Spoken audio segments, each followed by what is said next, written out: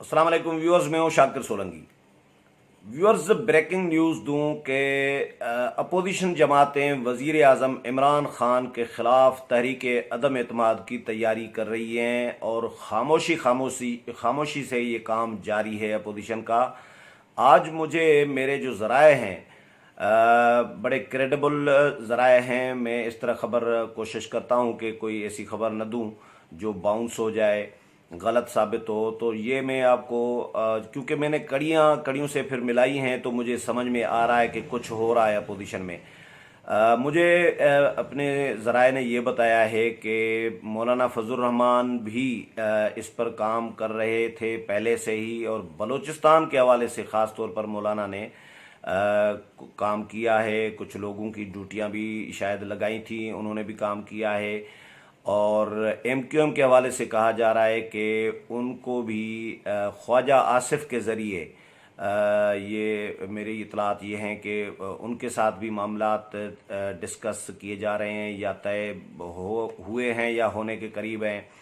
अब recently BNP mangle के सरबराह BNP mangle जो है वो अलग हो गई है हुकूमत से। हुकूमत के पास अब इतनी स्ट्रेंथ नहीं है। 180 मेंबरान हैं कौमी असम्बली में हुकूमत के पास, और 161 मेंबरान हैं अख्तर मैंगल के 4 मेंबरान समेत अपोजिशन के पास। तो ये डिफरेंस रह गया 19 मेंबरान का। एमक्यूएम भी अगर आ जाती है तो ये ज़ाहिर है जो इत्तेहादी हैं, ये जिस वक्त भी इस्टेब्लिशमेंट चाहेगी तो इत्तेहादी उसके पास चले जाएंगे। ये ऐसे इत्तेहादी हैं। सारी तकरीबन सारी जमातें, काफ लीग हो, एमक्यूएम हो, जीडीए हो, बीएपी हो, बाप जो है, ये सब जमातें इस्टेब्लिशमेंट के कहने पे कहीं भी जा सकती हैं। तो अपोजिशन बहरहाल इस पर काम कर रही है, और सरदार अयाज सादिक के लिए मैंने सुना है कि उनको तैयार किया जा रहा है वज़ीर आज़म के लिए बतौर उम्मीदवार अपोजिशन सामने लाएगी। इस पर डिस्कशन जारी है। ये जब मुझे कुछ केपीके के हवाले से भी, पीटीआई के लोगों की भी मुझे बताया गया है, लेकिन फ़िलहाल मैं उनके नाम नहीं ले रहा। लेकिन ये जब मुझे ख़बर मिली तो फिर मैंने अपना जहन अप्लाई किया इस पे कि क्या ये ख़बर दुरुस्त हो सकती है, क्योंकि ख़बर सोर्स पे तो हम रिलाय करते हैं कि सोर्स ख़बर देता है तभी ख़बर हम दे रहे होते हैं। लेकिन फिर हम थोड़ा सा उस पर काउंटर चेक भी करते हैं, फिर या उसको कड़ियों से मिला कर देखते हैं कि ऐसा कोई एक्टिविटी नज़र आ रही हो या कड़ियों से मिल रही हो या क्या हो रहा है। तो आज मैंने फिर कड़ियों से भी मिलाई। मुझे इस तरह लग रहा है कि कुछ हो रहा है। आज जस्टिस काजी फायज़ ईसा के ख़िलाफ़ सदारती रेफरेंस मुस्तरद हो गया, खारिज हो गया, कलअदम करार दे दिया सुप्रीम कोर्ट ने। ये हुकूमत की बहुत बड़ी शिकस्त है। सुप्रीम कोर्ट के एक जज के ख़िलाफ़, सिटिंग जज के ख़िलाफ़ सदारती रेफरेंस, सदर ममलिकत रेफरेंस भेजें रियासत के सरबराह वज़ीर आज़म की एडवाइस पर।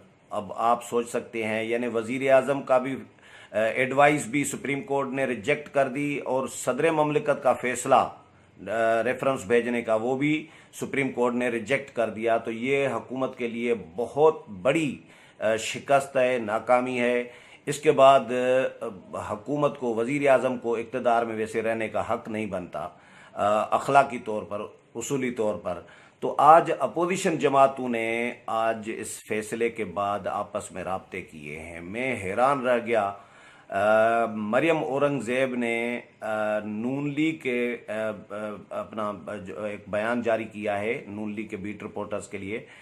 उसमें ये लिखा गया है, यानी वो तमाम जमातों का मुश्तरका एक बयान है, मुश्तरका रद्द अमल है। ये इस तरह आम हालात में बहुत सारे और फैसले आते हैं, लेकिन मुश्तरका रद्द अमल बहुत कम आता है। या तो एपीसी हो रही हो, ऑल पार्टीज़ कॉन्फ्रेंस हो रही हो, तमाम जमातें आपस में मिली हों, या जिस तरह कोरोना पे तमाम जमातों ने एपीसी की थी, इस तरह की कोई एपीसी भी नहीं हुई काजी फायज़ ईसा के मामले पर। लेकिन अपोजिशन ने फौरी राब्ते आपस में करके एक मुश्तरका रद्द अमल दिया है, और उसमें कौन कौन सी जमातें हैं वो भी बताता हूँ, मुतालबात क्या किए गए हैं वो भी बताता हूँ। एक तो उसमें Noon League, peoples party, ANP, Jamiat Ulema Islam, जमायत इस्लामी, कौमी वतन पार्टी और नेशनल पार्टी, यानी ये 7 जमातें हैं जिन्होंने मुश्तरका तौर पर एक रद्द अमल जारी किया है और मुतालबा किया है कि सदर ममलिकत जनाब आरिफ अलवी और वज़ीर आज़म इमरान खान इस रेफरेंस के कलअदम करार दिए जाने के बाद फौरी तौर पर मुस्तफ़ी हो जाएं। ये मुश्तरका तौर पर अपोजिशन ने मुतालबा किया है और ये भी मुतालबा किया है कि एसेट्स रिकवरी यूनिट जो है, जिसके सरबराह शहजाद अकबर बनाए गए हैं, जिस पर इल्ज़ाम यह है कि उसने रिकवरी यूनिट ने जस्टिस काजी फायज़ ईसा के और उनकी फैमिली की जायदादों को तलाश करने में जासूसी की और या जासूसी कराई, तो ये इल्ज़ाम इस इदारे पर है और इस इदारे की एक लीगली क्या हैसियत है, इस पर भी सुप्रीम कोर्ट में बहुत डिस्कशन हुई है काजी फायज़ ईसा केस की समाअतों में कि कानूनी तौर पर इस इदारे की वजूद की कोई हैसियत है नहीं है, इसके इख्तियारात क्या हैं, किसने दिए हैं, क्या वज़ीर आज़म ऐसे कोई इदारा या एजेंसी बना सकते हैं, नहीं बना सकते। तो हुकूमत ने भी, हुकूमती वकील ने भी इस पर रद्द-ए-अमल दिया है, लेकिन इस इदारे को भी ख़त्म करने का मुतालबा किया है कि इस इदारे की पता चल गया कि इस इदारे का काम या इस इदारे के बनाने के मकासद क्या थे। अब इसके बाद इस इदारे को फौरी तौर पर सुप्रीम कोर्ट के फैसले की रोशनी में बंद किया जाए, इस इदारे को, एसेट्स रिकवरी यूनिट को। ये 2 बहुत बड़े मुतालबात अपोजिशन के सामने आए हैं और इसमें यह कहा गया है कि काजी फायज़ ईसा के ख़िलाफ़ सदारती रेफरेंस कलअदम करार देने के सुप्रीम कोर्ट के फैसले का खैर मकदम करते हैं। तमाम अपोजिशन जमातों ने मुश्तरका तौर पर यह कहा है। पूरी कौम का मुतालबा है कि गैर आइनी, गैर कानूनी, झूठा और बदनीयती पर मबनी रेफरेंस बनाने वाले सदर ममलिकत डॉक्टर आरिफ अलवी और वज़ीर आज़म इमरान खान इस्तीफ़ा दें।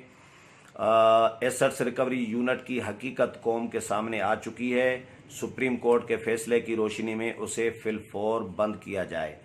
एक मुअज़्ज़िज़ जज के खिलाफ बदनीयती पर मबनी बेबुनियाद रेफरेंस बनाकर आला अदलिया को बदनाम करने की कोशिश की गई।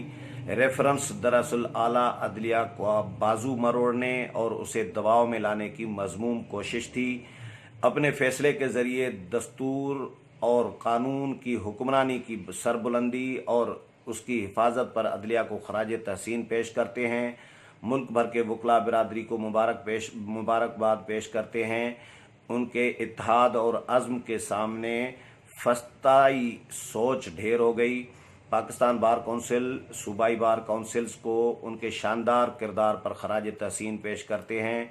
वकला बिरादरी ने एक बार फिर एक नाजुक मोड़ पर तारीखी किरदार अदा किया है। आज सच्चाई, ईमानदारी, कानून और इंसाफ की हुक्मरानी और इत्तेहाद की जीत हुई है। अदलिया के खिलाफ साजिश नाकाम और इमरान खान की ज़हनियत सामने आ गई। सुप्रीम कोर्ट के फैसले ने हुकूमती बदनीयती बेनकाब कर दी है।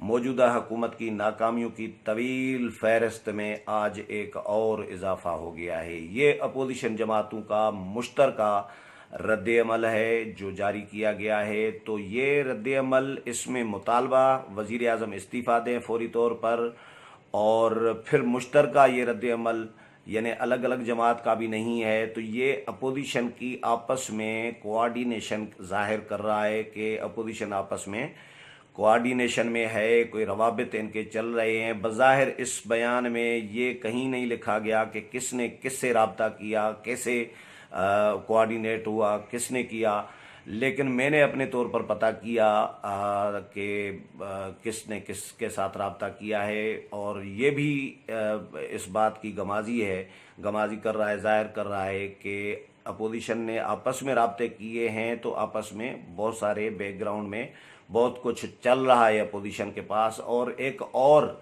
कड़ी में आपको बताऊं कि कल मौलाना फजल रहमान ने बलूचिस्तान के हवाले से इस्लामाबाद में अहम इजलास बुला लिया है, जिसकी सदारत मौलाना फजल रहमान करेंगे। ये आल पार्टीज़ कॉन्फ्रेंस है सूबाई लेवल की, यानी बलूचिस्तान से मुतल्लिक है। तो बलूचिस्तान से मुतल्लिक मौलाना फजल रहमान इस्लामाबाद में आल पार्टीज़ कॉन्फ्रेंस बुलाएं, یہ بھی ایک اس کی کڑی مل رہی ہے کہ بلوچستان کے حوالے سے واقعی جو مجھے سورس نے بتایا کہ مولانا فضل الرحمان نے بلوچستان کے حوالے سے انہوں نے کام کیا ہے وہاں پر تبدیلی کے حوالے سے کہ بلوچستان میں حکومت تبدیل کی جائے، پی ٹی آئی کی اتحاد کو ختم کیا جائے، اتحادی حکومت کو.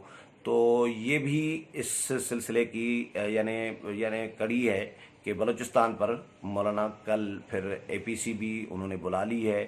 تو یہ میں نے کڑیاں اسی لیے ملائی ہیں، ادھر سے اختر مینگل الگ ہو گئے، ادھر سے سپریم کورٹ کا فیصلہ آ گیا، صدارتی ریفرنس کا عدم ہو گیا، حکومت کی بہت بڑی شکست سامنے آئی، مولانا نے اے پی سی بلا لی ہے بلوچستان کے حوالے سے. اور میرا سورس تو یہ بتا رہا ہے کہ وزیر اعظم عمران خان کے وزارت عظمیٰ کے آخری دن آنے والے ہیں یا مشکل دن آنے والے ہیں. وزارت خطرے کی طرف بڑھ رہی ہے، وزارت عظمیٰ جو ہے عمران خان کی. اب یہ ابھی تک کہیں ڈسکلوز نہیں ہوا، کہیں بھی یہ خبر میں نے نہ دیکھی نہ پڑھی ہے، لیکن میری خبر ہے یہ جو میں آپ کے ساتھ سب سے پہلے شیئر کر رہا ہوں. میں کوشش کروں گا اس پر کسی کو آن دا ریکارڈ لاؤں، کوئی مزید کوئی چیز جو ہے انفارمیشن ملتی ہے تو وہ بھی آپ کے ساتھ شیئر کروں گا.